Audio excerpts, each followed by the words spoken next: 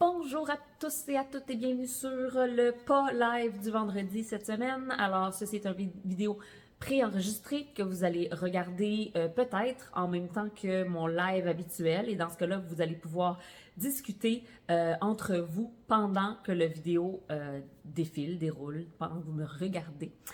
Vous pouvez aussi, bien sûr, le voir en différé et leur écrire des commentaires dans la boîte ici en bas. Je serai partie en vacances au moment où cette vidéo va être sur ma chaîne.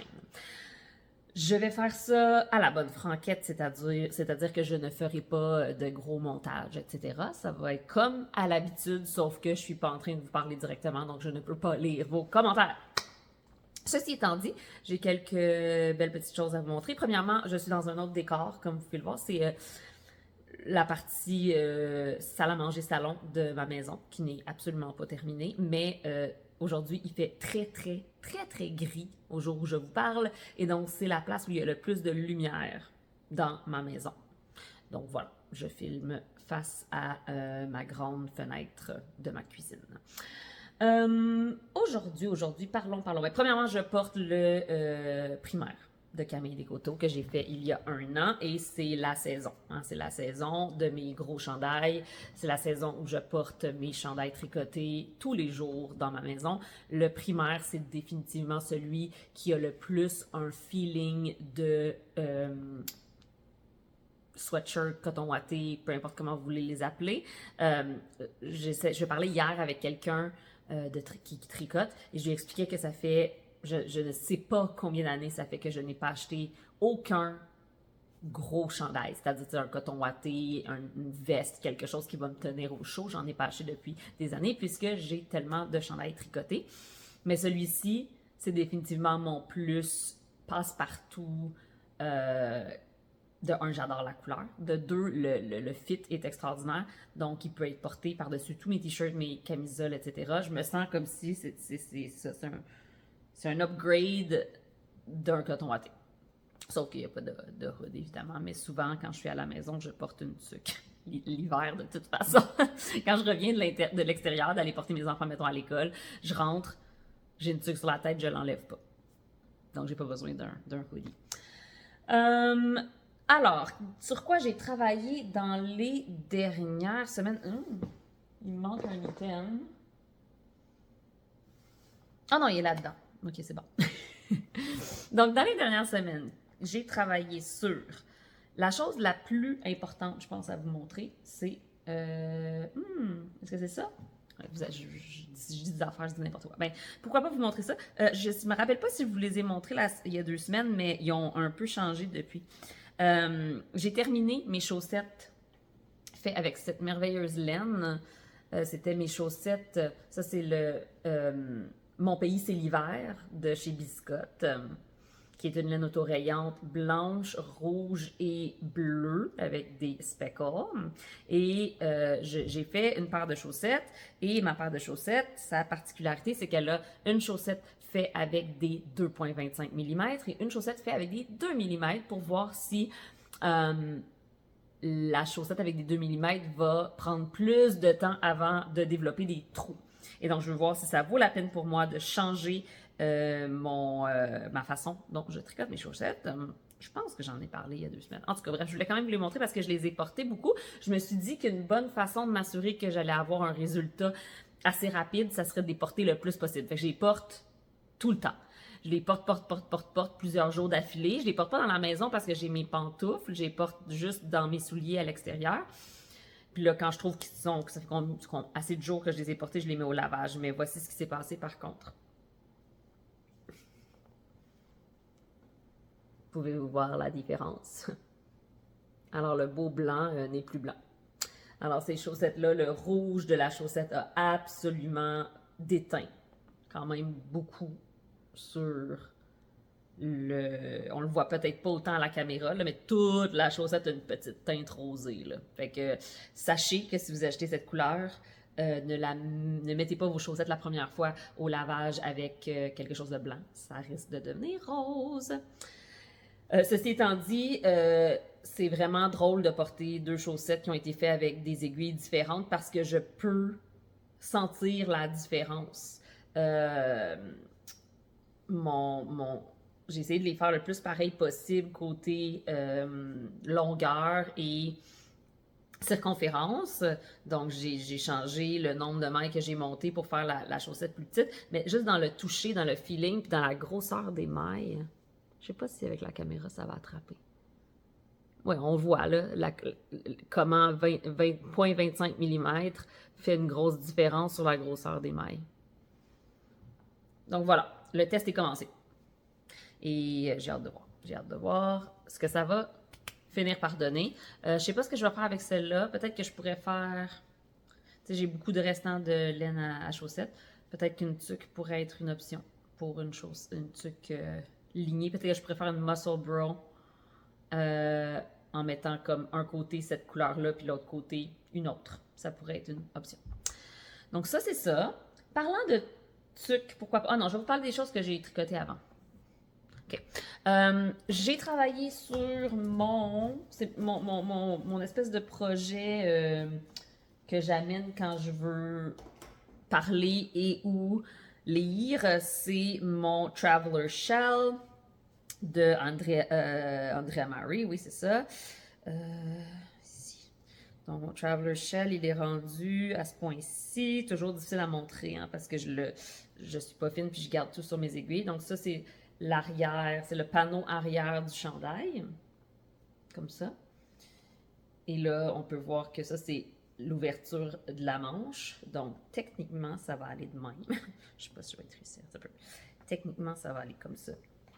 Donc, ça va aller ici.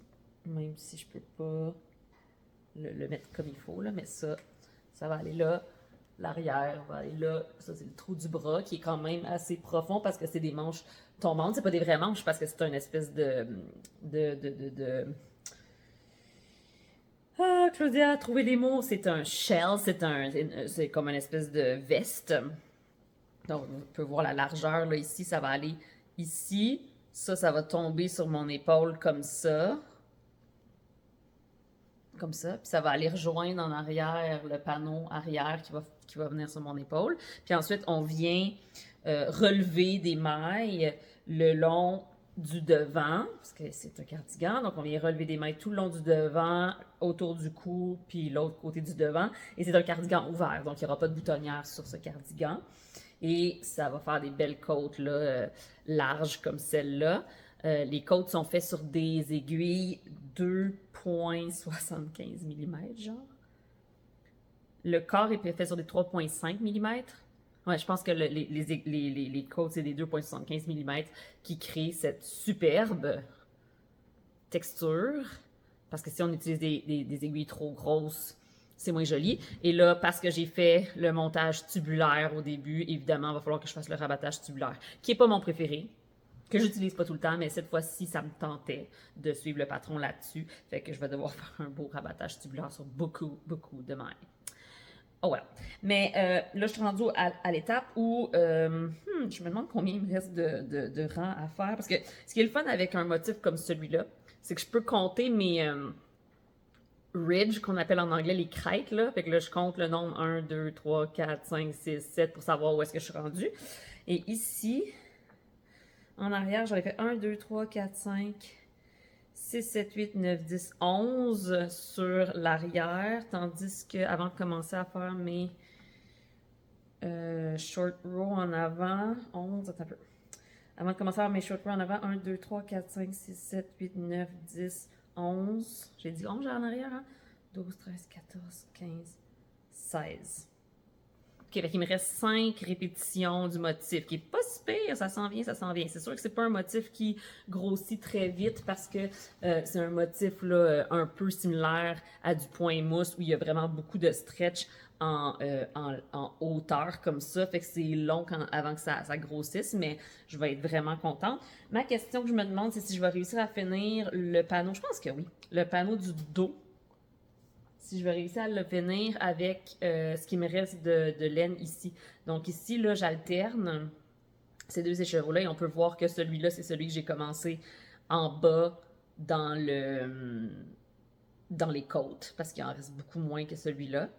Fait que je vais voir, là, mais ce que je vais faire, c'est que dès que j'ai fini cette balle-là, je vais bobiner celle-là pour la rajouter. J'en avais une troisième, mais j'avais l'impression que peut-être que je vais être capable de finir le corps avec ce que j'ai de bobiné, puis simplement utiliser celle-là pour les côtes autour du devant.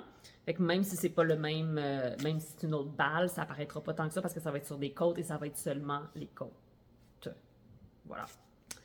Donc, c'est ça, c'est de la base fluffy de Entre Sœurs et Laine dans la couleur gazon printanier. Et c'est une fingering qui est bébé alpaca, mérino et coton. C'est vraiment une belle base. J'avais déjà travaillé ce type de base-là d'une autre compagnie avant et j'aime beaucoup. Donc, j'ai offert le chandail que j'avais fait dans cette base-là d'une autre compagnie. Donc, je suis vraiment contente d'en avoir un autre. Et comme j'ai acheté plusieurs t-shirts à manches longues pour la saison hivernale, je pense que ça va être une super belle veste à porter avec des t-shirts à manches longues, là, couleur très neutre. Genre j'en ai un blanc, un noir, un gris, puis un taupe. Fait que ça va aller super bien avec ça. Donc ça avance tranquillement. Pas super vite, mais ça avance. Puis il est dans mon beau sac Jésabelle B, 5e anniversaire, Claude Tricot. Birthday! Que j'adore. Ensuite, j'ai monté un nouveau projet. Je me suis gâtée.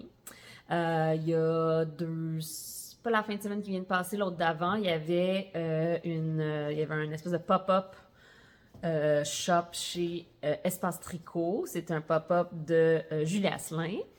Donc, Julie Asselin, c'est une teinturière qui est là depuis tellement longtemps sur la scène québécoise. Et j'adore ses laines. Elle a souvent des bases qui sont différentes des bases des autres. Elle se fait faire des bases qui sont propres à elle. Et j'apprécie beaucoup parce que quand je vais magasiner puis que j'ai envie de dépenser, j'ai envie souvent de dépenser pour quelque chose que j'aurais pas trouvé ailleurs ou que j'avais pas nécessairement déjà essayé. Et c'est le cas aujourd'hui. J'ai acheté, ça m'a sauté aux yeux. Il a fallu que je le fasse. Elle a cette merveilleuse base. Et là, elle est déjà bobinée, donc je vous montrerai pas ce qu'elle a l'air en écheveau, mais c'est un petit écheveau de 25 grammes chaque. Et c'est cette merveilleuse base qu'on peut voir briller ici. C'est... je viens de réaliser que j'ai pas branché mon microphone. Bon, ben ça va être le son que ça va être, hein. C'est comme ça. Je suis désolée. La base s'appelle la base... Comment, Claudia? Je sais c'est quoi, je vais le trouver. Ben bon, là, en attendant que je trouve le nom de la base, c'est son mohair, mais qui est doublé. Il est doublé en plus d'avoir... Fait que là, si on sépare les brins, là, il y a un brin de mohair, 2 brins de mohair et un brin de c'est du lurex ou c'est un autre? Bref, c'est un brin évidemment pas naturel, là, brillant. Et des fois, le brillant dans une laine, c'est un peu... Ça pique. Mais pas ça pique, mais c'est rude. Celui-là, on le sent pas du tout, du tout, du tout. Probablement à cause du mohair. Et donc, quand je l'ai vu, les couleurs m'ont appelé. Alors, j'ai pris cette couleur qui est la couleur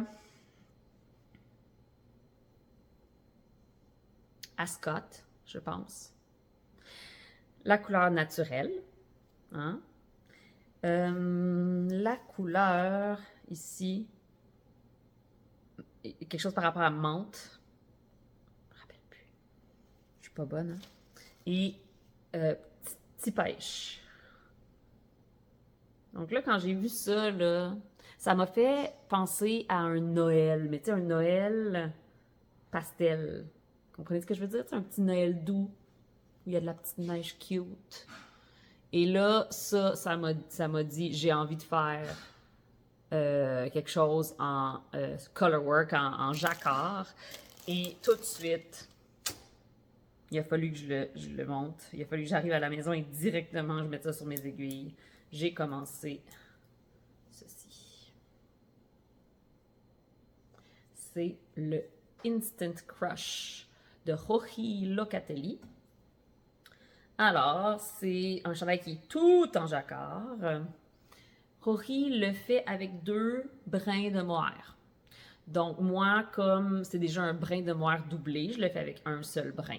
Par contre, j'ai l'impression que parce que c'est un brin de mohair doublé comme peut-être directement en manufacture, il est peut-être un peu moins poilu qu'un mohair tenu double. Donc, je suis pas mal sûre que j'ai le bon échantillon. Je vais vous avouer que j'ai pas fait d'échantillon. J'étais pas capable d'attendre. Et ça se peut. J'ai mon truc, j'ai mon tape à mesurer ici.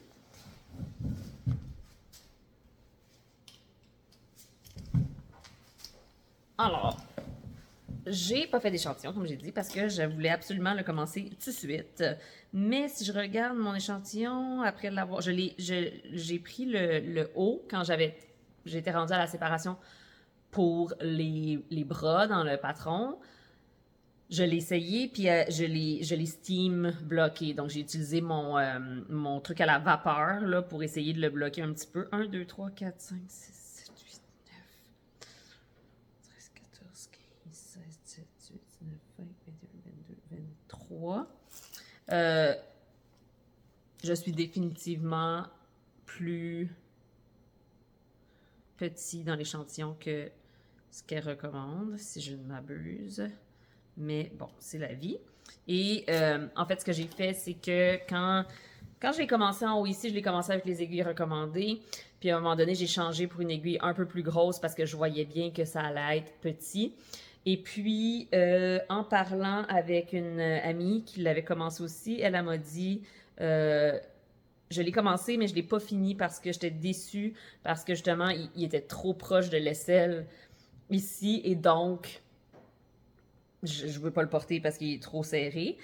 Fait que j'ai changé pour une grosseur d'aiguille, une grandeur plus grande. Et quand je suis arrivée à l'essayer, comme de fait, il était un peu court au niveau de l'aisselle. Donc, au lieu de séparer tout de suite pour les manches, je pense que j'ai fait 4 rangs de plus de la charte avant de séparer. J'ai pas continué à faire des augmentations parce qu'il me faisait. Et il est fait pour être en aisance quasiment négative. Là. Il n'est pas fait pour être en aisance positive du tout. Et donc, moi, j'ai pris la taille qui était pile poil mon tour de buste. Donc, il va me faire vraiment comme un petit chandail. Là, je me demande juste, tu sais, quelqu'un m'avait dit, ah, tu pourrais le recommencer puis le faire dans la taille un peu plus grand. J'aurais pu, mais je suis pas sûre que j'ai assez de laine. J'ai fait mes calculs là, vraiment basés sur la taille que je fais maintenant. Donc, techniquement, là, je pense que je vais être vraiment flush avec ma couleur principale. J'en ai pris 2 balles. J'ai dit à Julie, à la limite, s'il m'en manque, j'achèterai une autre balle que je mettrai dans les côtes et donc c'est pas grave si c'est le même lot. Mais ouais, j'espère ne pas avoir à faire ça parce que c'est quand même... c'est pas donné, hein? Mais il y a ça que j'adore de Julie Asselin, c'est que la plupart de ses bases, elle les vend dans des plus petits écheveaux. Donc, la plupart des compagnies vendent des écheveaux de 100 ou 115 grammes de pas mal tout, puis le mohair, c'est 50 grammes. Mais quand tu fais du colorwork comme ça, t'as pas besoin de 100 grammes de chacune des couleurs, là. T'en as trop dans ce temps-là. Fait que Julie, elle a beaucoup de plus petites balles. Exemple, un autre des items que j'ai ramené avec moi à la maison, c'est celui-là qui est son mélange numéro 1 chandail, qui est 75% mérino, 25% yak. Et comme vous pouvez voir, c'est 56 grammes par balle. Et donc, je les ai ramenés à la maison en sachant que j'allais vouloir faire probablement un col ou une tuque en jacquard. Et c'est parfait parce que 112 grammes, c'est bien assez pour me faire quelque chose. Ça, c'est du sport, grosseur sport. Et la couleur, c'est brume et iris. Donc, j'adore ça. Ça fait que tu n'as pas trop de restants, ce qui est quand même super le fun. Mais des fois aussi, ça veut dire que peut-être que je vais être juste. Quoique, idéalement, les designers doivent mettre assez de quantité pour aussi faire un échantillon et moi, j'en ai pas fait. Donc, j'espère que je vais avoir assez de laine. À voir, mais je suis un peu obsédée sur ce chandail en ce moment. J'arrête plus, mais c'est sûr que c'est un travail à faire, là, pas pendant qu'on est en train de faire de la lecture et tout, parce que c'est du color work, c'est du jacquard sur tous les rangs. Là. Fait que, bon, voilà. Alors, voilà mon nouveau chandail qui est sur mes aiguilles. Sinon, j'ai aussi un début je pense que ça va être une tuque, mais ça se peut que ça change.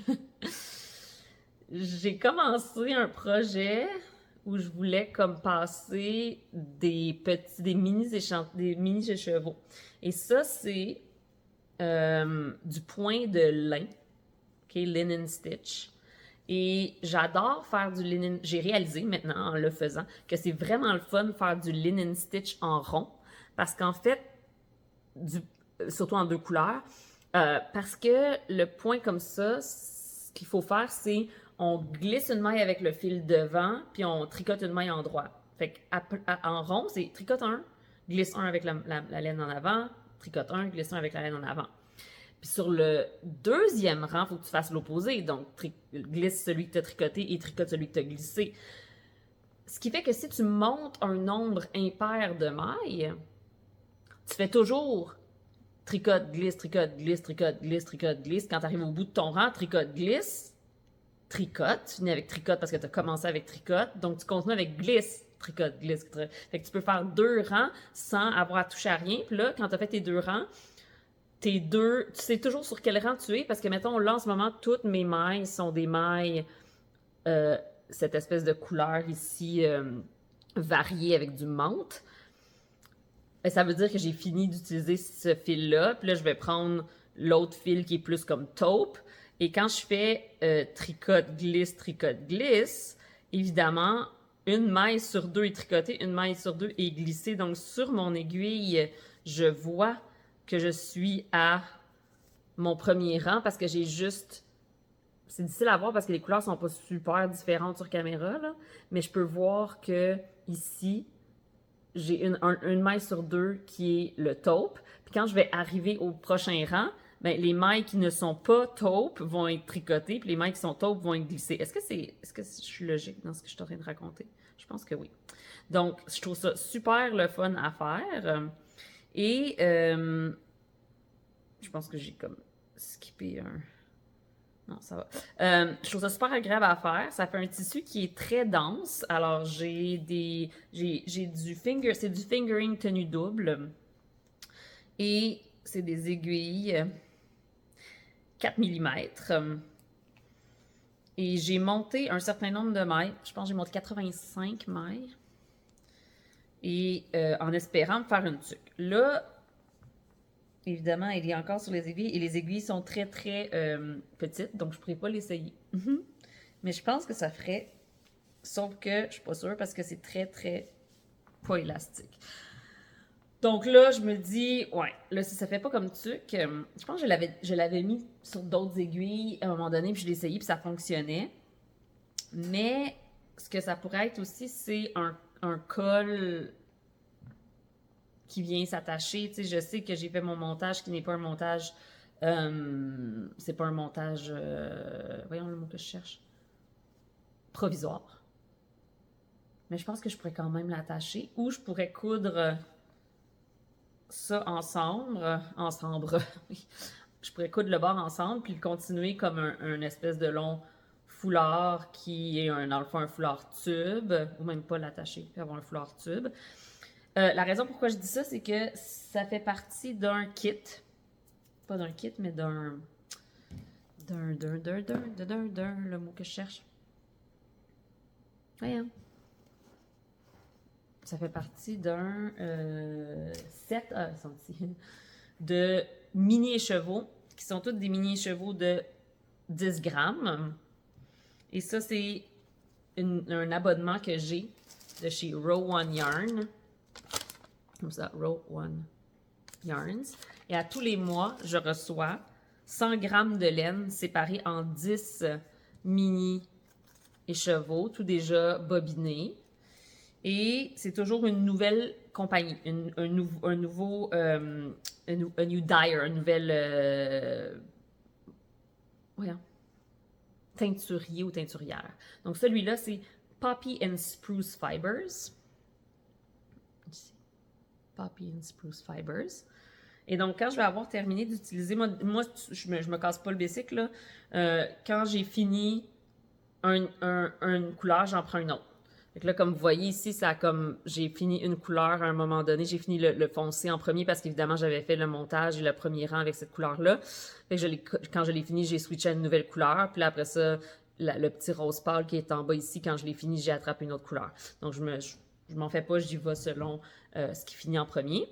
Mais après que j'ai fini, quand je vais avoir fini ces écheveaux-là, comme c'est, mettons, ça c'est mettons, deux écheveaux, puis j'en ai 5, 2, 4, 6, 8, 2, 4, 6, 8, 10. Je vais avoir à peu près ça de long, tu sais, peut-être.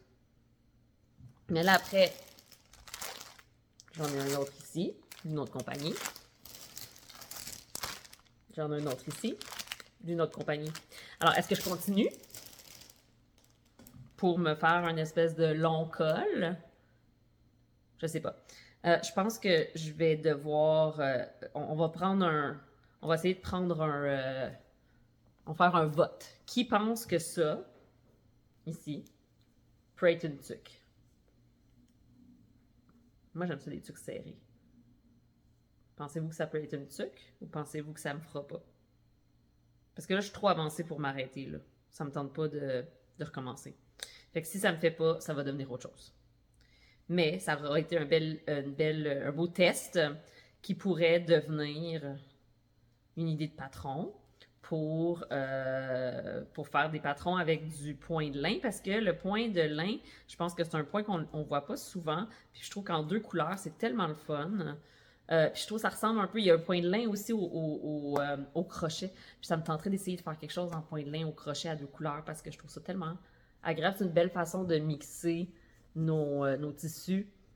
Puis ça fait vraiment quelque chose d'épais. On voit pas au travers pantoute. Fait que je pense que ça serait chaud. À voir. C'est un projet que j'ai là, puis qu'une fois de temps en temps, je fais quelques mailles dessus. Et peut-être dernière chose, oui. Je vais... quand je suis allée aussi faire, c'est ça, mon petit voyage à aller me chercher de la laine de chez Julie Asselin, je me suis dit que cette fameuse tuque, ici, qui est ma tuque hiver du Laine Magazine, ma face, qui est ma tuque hiver de chez Laine Magazine, j'avais envie de la montrer dans une laine qui n'est pas bouclée. Parce que bouclée, ça fait un effet très particulier là, au niveau du color work. Hein. On voit que c'est pas très défini comme motif dans la laine bouclée. Mais j'ai envie de montrer ce que ça fait quand on utilise une laine qui a plus de définition. Donc, même chose, Julie Asselin aussi, mais je suis allée chercher ça. Ça va être le fun. La couleur de mes yeux. C'est la base douillet, qui est 100% Rambouillet et Columbia, donc 100% laine fine nord-américaine. Et celle-là, c'est la couleur Yellow Tang. Et celle-là, c'est la couleur Sherwood. Et c'est chacun 115 grammes. Et avec ça, je peux amplement faire une tuque complète. Donc, la base boucle ou bouclée que Julie Asselin et Urso, ça c'est les couleurs de Urso, ont, c'est une laine que j'ai dû tenir double pour avoir le bon échantillon. Tandis que celle-là, je pourrais la tenir simple pour avoir le bon échantillon. Je pense que je vais mettre ça comme couleur principale, puis ça comme couleur... je vais le dire, secondaire.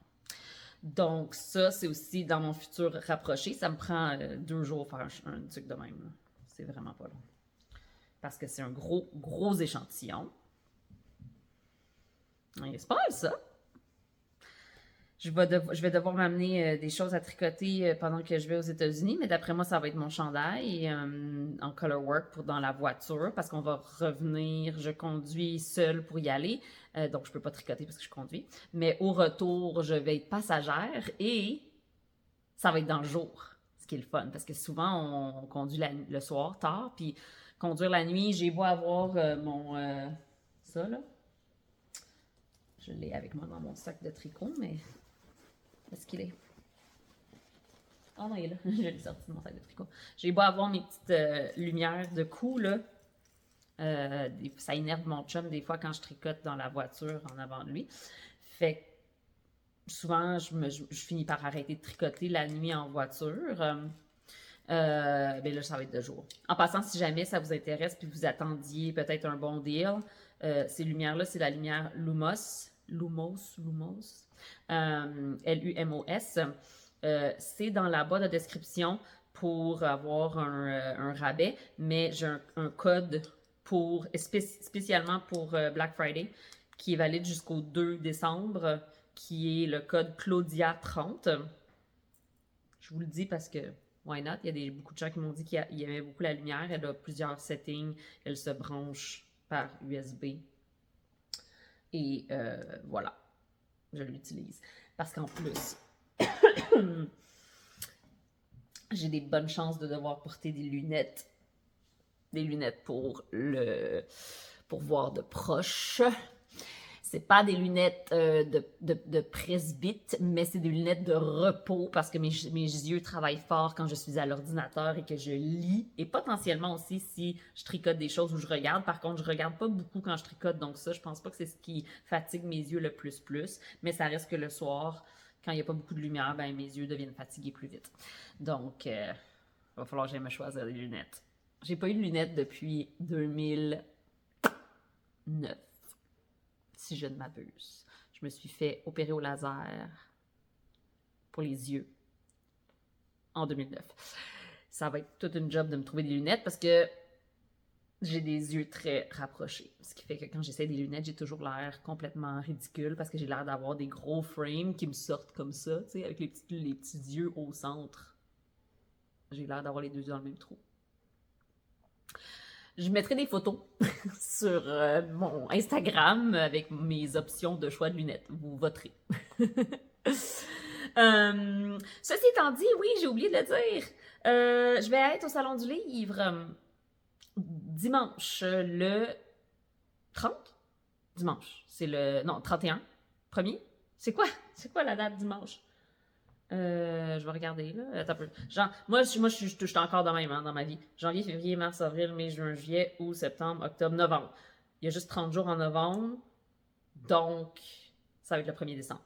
Dimanche, le 1er décembre, de 10h à 11h30, je suis au kiosque de Québec-Amérique pour faire des signatures. Donc, si jamais vous avez envie, soit de vous offrir les chaussettes dont vous êtes le héros, ou de l'offrir à quelqu'un en cadeau pour Noël, venez me voir, je pourrais le signer live. Ça va me faire bien plaisir. Donc, voilà. C'est ce qui se passe dans ma vie en ce moment. On se revoit dans 2 semaines pour un autre épisode de live où je parle de ce que je tricote. En attendant, portez-vous bien. On se reparle très bientôt. À plus. Bon tricot. Bye!